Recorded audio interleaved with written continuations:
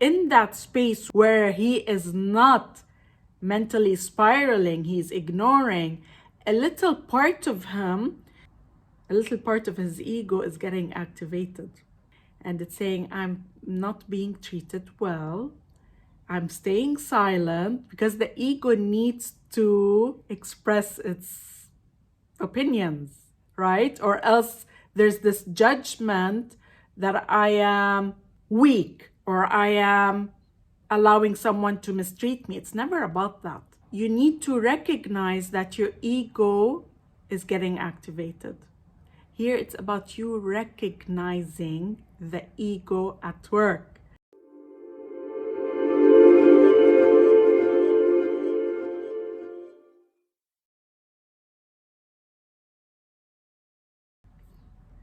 Hello everyone, welcome back to my channel. If you're new here, my name is Irresistible and I'm a manifestation and solar alignment coach. My channel is geared towards helping you become your highest potential so that you can create and live the extraordinary life that is your birthright.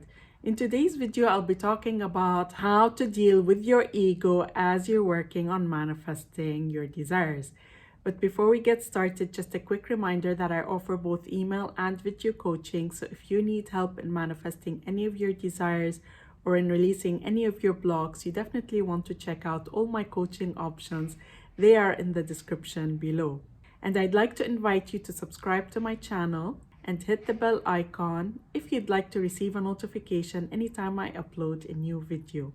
One of the things I notice while working with clients who are in the process of manifesting a desire, be it improving their relationship with their partner, or manifesting a raise at work, or manifesting a new relationship with someone they know, these are just examples. A lot of the time I notice people's egos getting triggered as they are working on manifesting their final outcome. I'll give you an example because this is best explained through an actual example. Let's say that someone is working on manifesting a better relationship with his partner, and he's in that relationship and he wants to take it to the next level.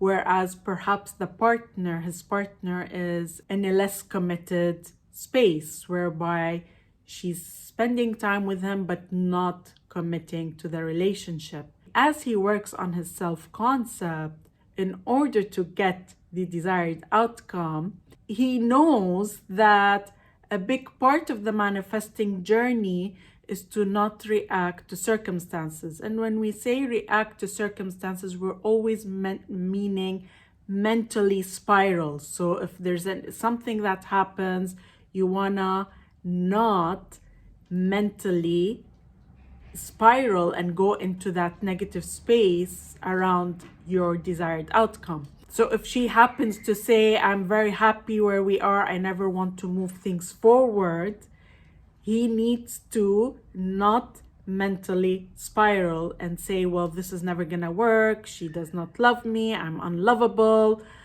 This is never going to happen. I feel so rejected. That's what we mean by mentally spiraling. In doing this, sometimes people are doing it at a surface level. So he might actually not be reacting, not, withdrawing from the relationship or whatever. By the way, you always follow your desires. If you feel you want to withdraw from the relationship until you manifest the final desired outcome, you follow your desires. I can never tell you to withdraw or not withdraw. I always tell my clients, what do you want? Do you feel like you want to stay? Do you feel like you want to withdraw? Your desires are always leading you. Your higher mind is always leading you.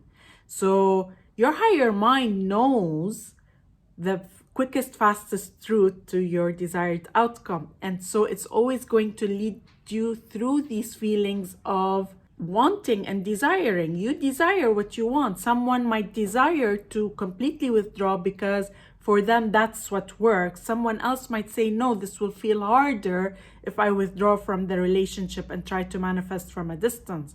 So your higher mind knows exactly what works for you. So trust your desires. So in that space, going back to the example, in that space where he is not mentally spiraling, he's ignoring, a little part of him, a little part of his ego is getting activated. And it's saying, I'm not being treated well. I'm staying silent, because the ego needs to express its opinions, right? Or else there's this judgment that I am weak, or I am allowing someone to mistreat me. It's never about that. Setting aside that here, I'm not talking about any form of physical or verbal abuse. I'm not talking about that. So here we're talking about, the usual stuff in relationships. Here there might be a side of him that's popping up and saying, I'm not being treated right. This is the ego, right? And of course, this is not the version of the person that you want. It's a given that that's not the version of the person that you want. But if you are still feeling called to stay in that relationship, and that's perfectly okay because that's your higher mind leading you, you need to recognize that your ego is getting activated. Here it's about you recognizing the ego at work. This is an opposing thought as well. This is your mind telling you you're staying quiet, and so you're weak, you're not being treated well, you accept people to not treat you well, you have low self-esteem, even though you are affirming for all of that. Your mind is objecting. So here you recognize it, and you need to affirm for the opposite, and you need to let go of that thought that you are allowing someone to mistreat you. You're not allowing someone, you're actually working on manifesting a better version of them.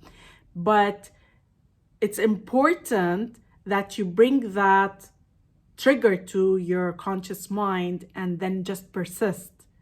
Because if you are persisting with that in the back of your head, you're gonna continue to manifest that undesired outcome. The minute you bring this to your conscious awareness, you notice, oh, my mind is saying I'm weak, I'm not, whatever. You're able to release it, and then you'll stop manifesting these undesired outcomes in the relationship. Here, I want to go back and emphasize your desires are always leading you. So some people may feel I can't do it from where I am right now. I can't do it from this space where I'm in the relationship. I need to withdraw. You honor that. If you're feeling, no, for me, I prefer to be here and work through those triggers while I'm in the relationship, keeping in mind that you are totally working on your self-concept, you're totally deserving, and no one can ever mistreat you, and you persist with that, then the outcome is going to happen. You're going to start seeing that change. But you have to honor what you are called to do, whatever that is for you, because it's going to be different for different people. That's why sometimes talking with other people about this, different people react differently, different people have different levels of conditioning and resistance, and your higher mind is always leading you. So you have to trust that. So whatever you're feeling like you want to do, just stay, commit to that, and stay in the relationship if that's what you're feeling called to do. But make sure you notice the ego triggers. Just notice them. The minute you notice them, you say, well, these are not true. I'm working on my self-concept as we speak, right? So there's no need to perpetuate those instances from the other person where they are, not showing up though in the version that you want them to show up in. I noticed this with several of my clients, and I thought it would be a fantastic video to share because it really is very important. I hope you guys like this video. If you did, then please like, comment, and share, and I look forward to seeing you again in the next video.